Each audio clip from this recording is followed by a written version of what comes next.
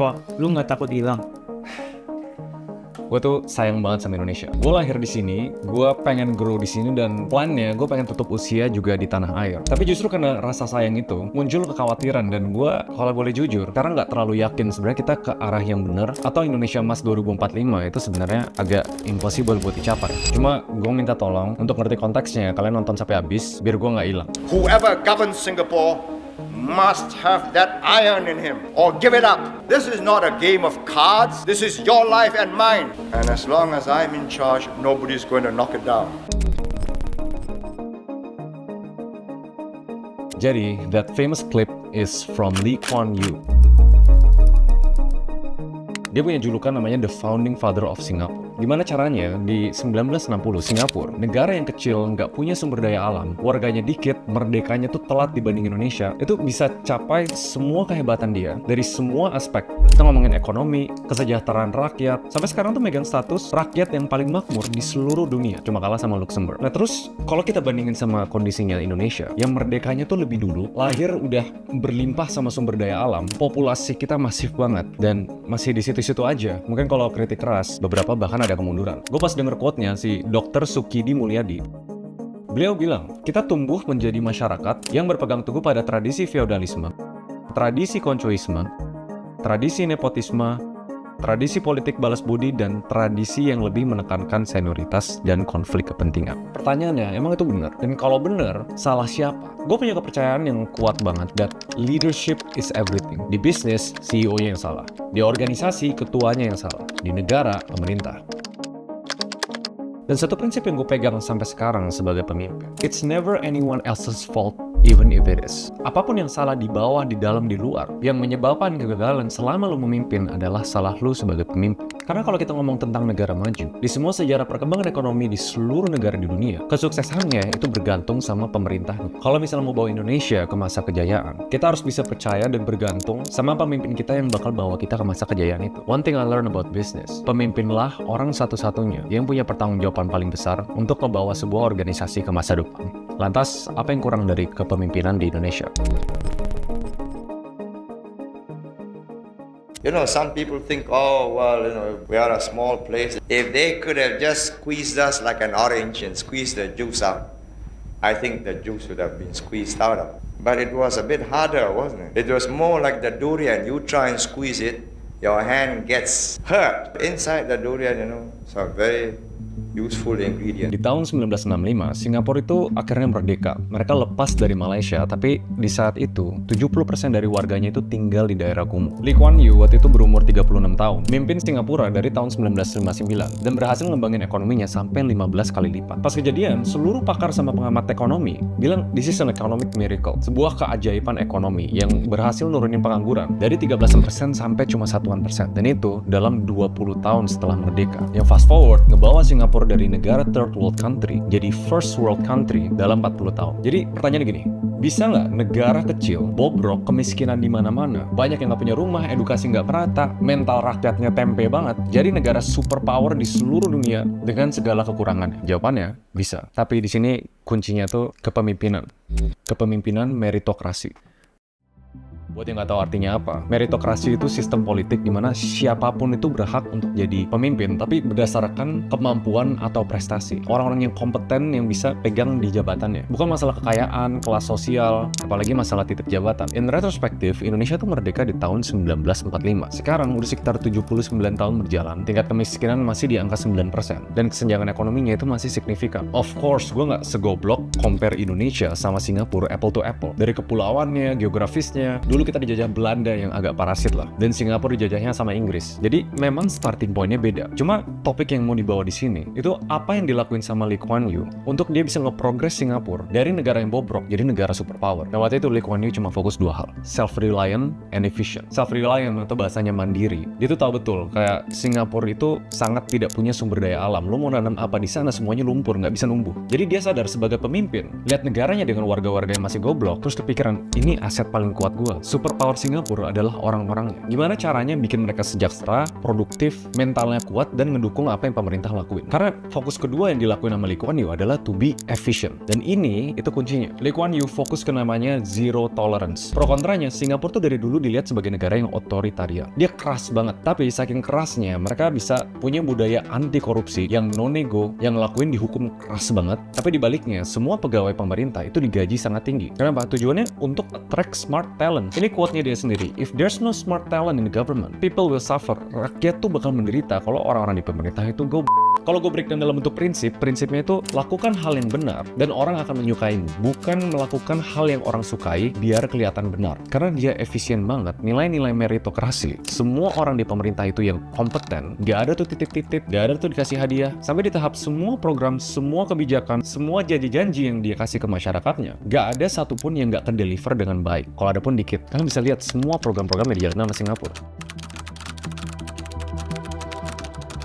Dan ini tuh balik lagi, kenapa leadership matters a lot? Kenapa kepemimpinan di sebuah negara itu bisa dibilang andil paling gedenya ini negara bakal maju atau enggak? Pertanyaannya, coba kita retrospektif apa yang sedang terjadi di Indonesia.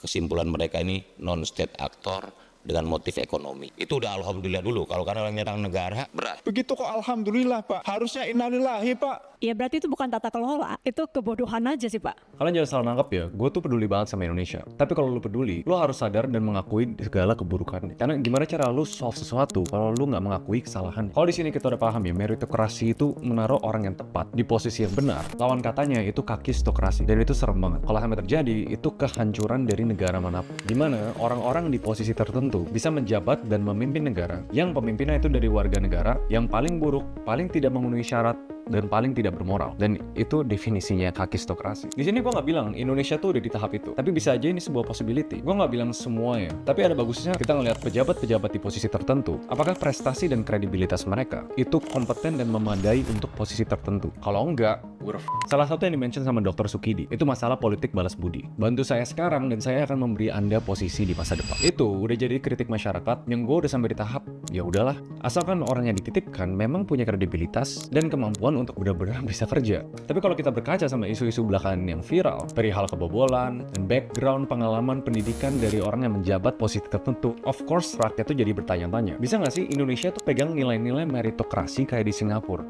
Semua tergantung sama pemimpinnya. Lebih tepatnya, dia berani nggak untuk ngerombak semuanya senggak nyamannya, sesusah apapun demi kepentingan masa depan. Dan kalau misalnya kalian yang nonton itu mulai berpikir kritis ya, pasti muncul nih Korea yang ninggi-ninggiin Lee Kuan Yew. Berarti dia support nilai-nilai diktatorship dong. Jangan salah, soalnya Lee Kuan Yew itu juga nggak perfect. Dia punya brand diktator dan sangat pro dalam membungkam atau men-shutdown semua yang nggak support atau nggak mau ikut dengan visi dan strateginya dia. Termasuk ngebatasin media. Semua tuh dijagain. Sampai di tahap semua platform itu wajib align sama narasi pemerintah. Nggak boleh kritik pemerintah, no free speech. Dan dia sendiri bilang kayak gini, demokrasi itu sebenarnya nggak bagus untuk negara berkembang yang baru. Kecuali kasusnya kayak Amerika, yang mereka udah ngeadopsi nilai itu udah dari lama. Kalau sekilas kalian denger, dan bahkan gue sendiri sebagai content creator ya, gue nggak setuju sama itu. Tapi ini sesuatu yang gue pikirin banget ya, food for thought. Kenapa kita ngelakuin apa yang kita lakuin sekarang? Karena kita khawatir. Di satu sisi, kalau misalnya pemerintah atau pemimpin negara melakukan semuanya dengan benar, warga selalu diprioritaskan, hasilnya selalu real, dan kita jadi negara yang lebih baik, bakal nurut nggak? Kalau gue happy, sejahtera, makmur, apa alasan gue untuk menyuarakan hal-hal yang nggak enak? Demokrasi, nilai yang kita pegang, itu konsepnya dari rakyat untuk rakyat. Kedengarannya bagus, semua aspirasi rakyat sama kebutuhan rakyat itu jadi selalu didengar. Dan itu kepemimpinan yang dipegang sama Indonesia. Kita pro rakyat. Kita pro rakyat kan. Benar tidak kalau tapera itu sekarang menjadi tambahan penderitaan rakyat? Jujur gue sempat kontemplasi, apa kalau misalnya kita punya pemimpin yang benar, yang kuat, Indonesia tuh bisa lebih maju kalau lebih ke arah yang otoritarian. Tapi dengan tanda kutip, kalau dengan pemimpin yang benar. Karena dengan diktatornya Lee Kuan Yew, dari tahun 1965, fast forward dia berhasil bikin kebijakan tapera, yang hasilnya 80% dari warganya itu punya rumah. Di tahun 1980, dia naikin skill warganya dengan adopsi high-tech industry. Tapi dia nggak mau manufacturing lama-lama nih, dia invest lebih banyak lagi ke human capital. Terus pancing investasi asing dengan kasih mereka keringanan pajak, tax holiday, bawa pelatihan orang dari luar negeri untuk melatih orang-orang Singapura, sampai warganya high skill, bisa make a lot of money, uangnya diputar lagi untuk investasi ke warganya. Dan itu siklus productivity loop yang dilakuin sama Lee Kuan Yew. Cuma kalau kita ngomong tentang pencapaian, dan gimana cara pemimpin bisa mencapai pencapaiannya, ada satu komoditas penting banget yang dia harus punya.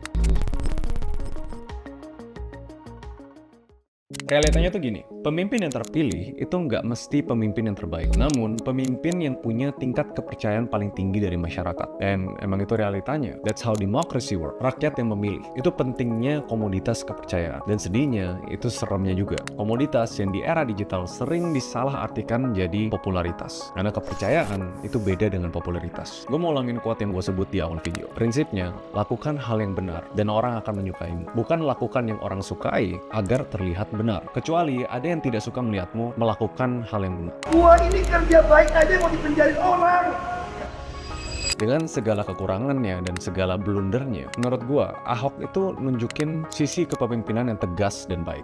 Bang Ali, kamu bongkar-bongkar rumah orang salah alamat lagi. Ini ada pengaduan, saya lihat kamu ngatur. To one point, di tahun 2016, dekan dari Lee Kuan Yew School, dia bilang kayak gini, Anda beruntung karena punya gubernur seperti Ahok. Dia seolah mengingatkan saya seperti Mr. Lee Kuan Yew di saat muda. Dan dia bilang kesamaannya Ahok sama Lee Kuan Yew itu dari gaya kepemimpinannya. Mereka tuh sama-sama orientasinya tuh praktek, bukan cuma ngomong doang, bukan cuma taruh di kertas. Ngerjain sesuatu tuh sampai selesai, sampai tuntas. Dan itu yang dilakuin sama Lee Kuan Yew, yang dilihat dari Ahok. Tapi, ya kalian tahu lah apa yang terjadi di 9 Mei tahun 2017. Kadang kita keliru masalah kepercayaan sama popularitas. Pemimpin yang baik itu kadang harus ngelakuin sesuatu yang tidak populer, tapi benar ala kadarnya untuk kemajuan negara kita. Dan emang benar, pemerintah itu butuh yang namanya small wins untuk pelan-pelan ngebangun kepercayaan masyarakat. Tapi, small wins itu harus dilakuin dengan result atau output, bukan hanya mengusung apa yang mendukung popularitas. Lee Kuan Yew itu punya branding namanya diktator. Kalau kita ngomong ke seluruh dunia, siapa yang suka sama diktator? Balik lagi, pertanyaannya kenapa dia dipilih? Karena dia berhasil dapetin trust, kepercayaan dari masyarakatnya. Dia memastikan kesejahteraan untuk rakyat-rakyatnya. Dan di sini kita lihat benang merahnya. Jadi pemimpin yang pinter dan tegas, sebuah negara dan keseluruhan rakyatnya bakal susah maju kalau rakyatnya tidak percaya dengan pemerintah. That's what happened di Singapura. Walaupun kalau kalian lihat ya komen-komennya, masih ada yang takut atau trauma sama kepemimpinannya Lee Kuan Yew. Tapi di saat yang sama, mereka tuh sadar dan tahu betul kalau nggak ada Lee Kuan Yew yang mimpin, mungkin Singapura selamanya jadi negara slum. Nah, lantas Indonesia kayak gimana? Semua orang tuh ngerasa korupsi itu a matter of kehilangan uang. Uang yang hilang yang harusnya bisa dipakai untuk hal lain yang lebih baik. Kenyataannya sebenarnya culture korupsi itu jauh lebih destruktif dibanding cuma kehilangan monetary value. Karena kalau kalian ngikutin sejarah, di zamannya Soeharto, ekonomi kita tuh tumbuh pesat banget. Bahkan ada yang bilang Lee Kuan Yew itu bestie banget sama Soeharto. Tapi di saat yang sama, itu era kepemerintahan dengan korupsi yang paling masif. Yang bikin kita mikir kan, walaupun ada korupsi ya nggak apa-apa, negara kita maju kan. Cuma gue mau kasih analogi kayak gini ya. Misalnya lo disuruh bangun jembatan untuk warga-warganya. Budgetnya 100 juta, 60 juta masuk kantong, yang dipakai beneran tuh 40 juta. Di era pemerintahannya, good, bener, jembatannya bisa dipakai dan seluruh dari warganya itu happy, akhirnya mereka bisa transportasi. Analoginya, ekonominya bisa maju. Cuma ngejalanin negara itu kan nggak cuma mikir selama periode lu menjabat. Mungkin di presiden selanjutnya atau presiden selanjutnya, pas jembatan dipakai, akhirnya mereka roboh. Karena harusnya 60 juta itu bisa dipakai untuk bikin jembatan yang lebih tahan lama. Dan efeknya tuh jangka panjang. Lee Kuan Yew itu sadar betul, pas dia bikin planning untuk Singapura, dia tuh plan 100 tahun ke depan. Yang kebetulan semuanya tercapai dalam 40 tahun. I am calculating not in terms of the next election. That's no trouble. 68, no trouble. I'm calculating in terms of the next generation, in terms of the next 100 years, in terms of eternity. And believe you me, the next 1,000 years, we will be here. Karena esensinya dengan korupsi, simpelnya kan penyimpangan dari rencana yang seharusnya. Tapi psikologi manusia itu nggak bisa ngebedain penyimpangan A sama penyimpangan B. Kalau misalnya kita udah dibiasakan sama adat menyimpang dalam bentuk korupsi, sangat amat memungkinkan penyimpangan lain terjadi. Yang bisa result ke kebijakan yang setengah-setengah, keputusan yang nggak tepat, lebih parahnya rencana yang baik gagal karena eksekusi yang buruk. Dan ini ada termnya, gue lumayan sedih warga tuh udah sampai di tahap apathetic disillusionment. Dan ini respon yang gue sering dapat di komen-komen. Kondisi dimana warga tuh udah tahu ini banget, lu mau ngapa-ngapain juga nggak bakal bisa solve itu. Jadi muncullah sifat apatis dan mereka pilih untuk mendingan gue bodo amat ya, gue nggak usah dukung, gue nggak usah ngapa-ngapain lagi. Dan itu adalah situasi yang fatal. Kalau misalnya ada problem yang sebesar itu, siapa yang harusnya solve problem ini? Balik lagi ke prinsip awal, pemimpin. Konsep yang selama ini kita mikir masuk ke pemerintahan itu harusnya doing the hard work, kerja keras, pikirin tentang usulan kebijakan yang bisa maju negara kita dan mensejahterakan rakyat. Tapi coba kalian even boleh komen di bawah, salah nggak kalau gue bilang perspektif yang ada sekarang, lu masuk ke pemerintah biar lu bisa kaya raya? Kenapa artis-artis, influencer yang ikutan berpolitik padahal kita tahu mereka nggak ada kompetensinya bisa menjabat, dan kalau mereka harus sesuai dengan definisi awal masuk ke pemerintahan to do the hard work, mereka bakal tetap nyalek kan? Karena kebijakan-kebijakan yang bagus itu cuma bisa muncul dari dari orang yang kompeten dan mau bekerja keras. Salah satu topik yang mayor banget yang gue selalu omongin di mana-mana itu masalah deindustrialisasi dini. Bahasa Inggrisnya premature deindustrialization. Karena di negara maju manapun, industrialisasi, manufacturing itu satu industri yang sangat amat penting dan kontribusinya gede untuk majuin ekonomi, buka lapangan pekerjaan dan naikin skillnya masyarakat. Contoh dari tindakan atau kebijakan yang buruk itu tergiur dengan kemenangan jangka pendek yang kita alamin yang namanya Dutch disease. Gue kasih analogi simpel ya. Kalian pengusaha kebun lemon, kalian punya kebun lemon yang luas banget, dan ini ya analoginya Indonesia dengan sumber daya alam yang sangat amat berlimpah. Kalian udah punya plan awal yang solid banget ini tahun 2000-an, yaitu untuk membuka pabrik dan toko lemon. Analoginya ini investasi kita di manufacturing, SDM, dan teknologinya. Dari modal 5.000 perak,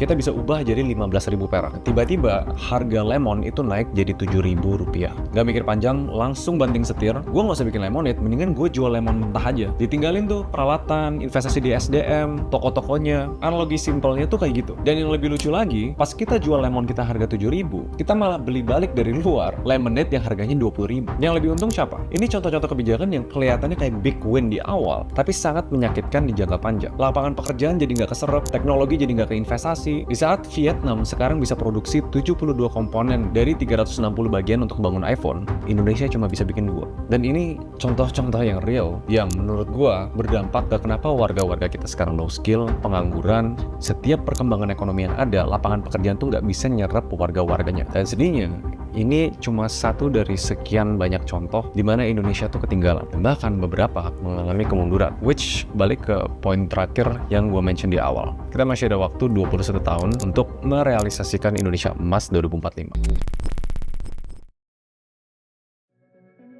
Singapura itu bisa jadi Singapura yang sekarang, yang sangat amat gue percaya itu hasil dari kepemimpinan yang kuat, smart, punya nyali, dan berintegritas. Dan kita sadar itu, pemerintah juga sadar soal itu. Kalian nggak perlu nebak-nebak lah, gue pro perubahan atau pro keberlanjutan, cukup pro Indonesia. Dan untuk pro Indonesia, lu bakal sadar lu butuh keduanya. Ubah yang udah menjadi sampah di culture kita, lanjutkan apa yang baik. Nanti ada yang bilang, alah cuma bisa kritik doang, coba dong benerin sendiri di pemerintah. Udah salah itu pola pikir. Kalau gue bisa kontribusi, I would. Tapi sebagai warga, this is what I can do. Gue bukan orang hebat, gue bukan Lee Kuan Yew. Tapi kalau ngelihat dari seluruh kondisi dan kekhawatiran yang gue punya terhadap Indonesia, I would do 3 things. Pertama, dari segi manusia, tempatkanlah orang-orang yang benar-benar kompeten, nasionalis, dan berintegritas di posisi-posisi yang memang membutuhkan orang itu. Kita harus mulai bangun kesadaran bahwa kepemimpinan meritokrasi is the way. Jangan kita melihat ada yang menjabat posisi tertentu pas kita lihat track record, credibility, dan prestasinya malah di posisi yang lain. Ini perlu terjadi banget sebelum kakistokrasi terjadi. Gue bakal ulangin quote dari Lee Kuan Yew. If there is no smart talents in the government, people will suffer. Kedua, dengan orang-orang yang tepat, muncullah kebijakan-kebijakan yang gak harus populer, tapi kebijakan yang baik dan benar. Hasil tuh gak bakal bohong. Indonesia memang sekarang butuh small wins, karena kita kalau dilihat dari indeks kepercayaan itu lumayan concerning. Jadi lakuin hal-hal yang bisa memicu kembali trust dari rakyat, tapi hasil dari memberi dampak positif yang bukan cuma mikirin jangka pendek tapi jangka panjang. Dan key challenge di sini, poin ketiga, adalah berkomunikasilah dengan baik. Niat dan hasil yang baik belum tentu bisa diterima dengan baik oleh masyarakat kalau nggak dikomunikasikan dengan baik. Karena masyarakat tuh lama-lama makin pintar. Pelan-pelan mereka bisa bedain yang namanya popularitas sama kepercayaan yang real.